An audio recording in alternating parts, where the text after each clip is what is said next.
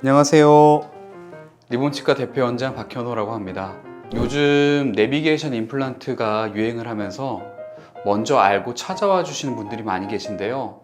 이게 환자와 의사 모두한테 득이 되는 경우도 있지만 오히려 독이 되는 경우도 꽤 있어요. 그래서 어떤 경우에 내비게이션 임플란트를 선택하지 말아야 되는지 오늘 얘기해보는 시간을 가지려고 합니다. 자, 그럼 실제로 저를 찾아와 주셨던 환자분들 중에서 내비게이션 임플란트를 권해드리지 않거나 오히려 말렸던 경우 탑 5를 정해봤습니다.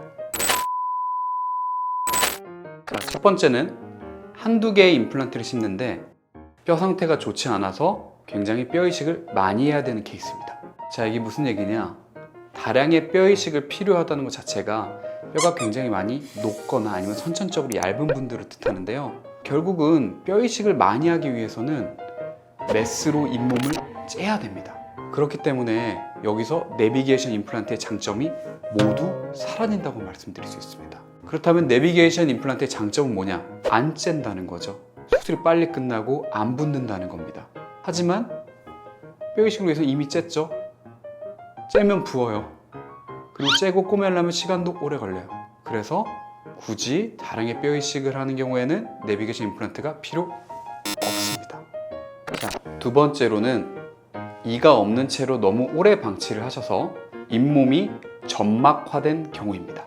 잇몸이 점막화된다는 게 무슨 뜻이냐면요, 우리 손으로 입안을 이렇게 한번 당겨 보시면 잘 늘어나는 부분이 있을 거예요. 그 부분을 점막이라고 하고요, 치아 근처에 만져봤을 때 늘어나지 않고 딱딱한 부분을 부착치은이라고 저희가 부릅니다. 임플란트는요, 원칙적으로 부착치은에 둘러싸여 있어야 건강하다고 많은 논문에서 이야기를 하고 있습니다. 하지만 너무 오래 임플란트를 안 하거나 치료를 안 한 채로 잇몸을 방치하시면 점막이 올라와요. 부착치은을 대체해버리게 됩니다. 근데 그런 상태로 내비게이션 임플란트 수술을 한다? 내비게이션 임플란트는 가이드, 즉 서지컬 가이드를 대고 그 위에 그냥 드릴링을 해서 끝내는 수술이에요. 점막이 올라와 있다고 한다면 딱딱한 부착치은이 아니라 말랑말랑한 점막에 드릴링을 하고 임플란트를 심게 되는 거예요. 자, 여기서 문제가 뭐냐? 말랑말랑하면은 일단 상처가 잘 나요. 두 번째, 음식물이 잘 낍니다.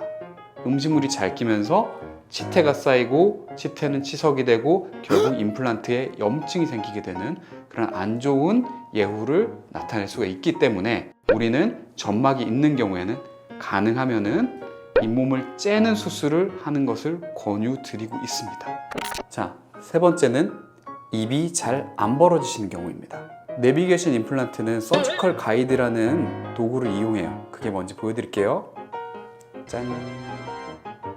플라스틱으로 이루어진 가이드인데요. 저게 생각보다 두께가 꽤나 두껍습니다. 그러다 보니까 환자분들 중에 입을 벌리시기 어려운 턱관절 장애가 있으신 분이랄지 아니면 선천적으로 입이 작으신 분 혹은 여기 입 안쪽에 근육이 너무 두꺼우신 분들은 가이드를 끼고 수술하시게 되면 굉장히 불편해하세요. 게다가 임플란트 드릴 중에서 내비게이션 가이드 드릴이 일반적인 드릴보다 좀 길어요.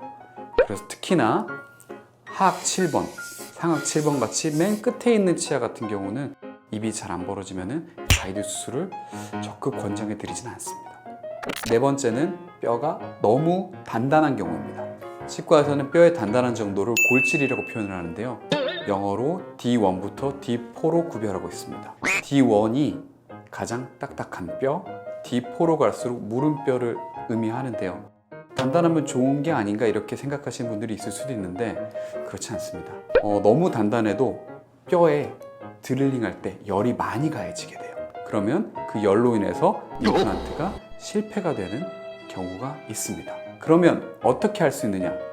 저희 치과에서는 CT를 미리 찍어서 이 D1본과 D4본까지의 본 퀄리티를 어느 정도 예상을 할 수가 있어요. 그래서 사전에 치과의사 선생님이 결정을 하시게 됩니다.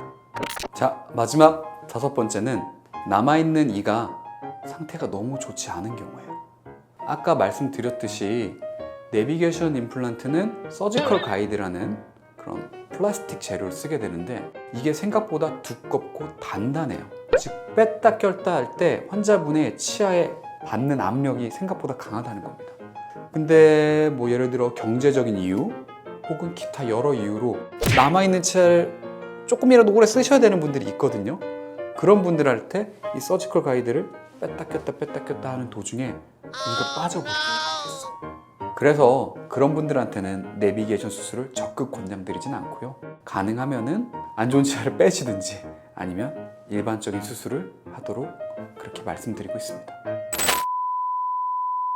자, 이렇게 내비게이션 임플란트 수술을 하지 말아야 되는 경우 탑5에 대해 알아봤는데요.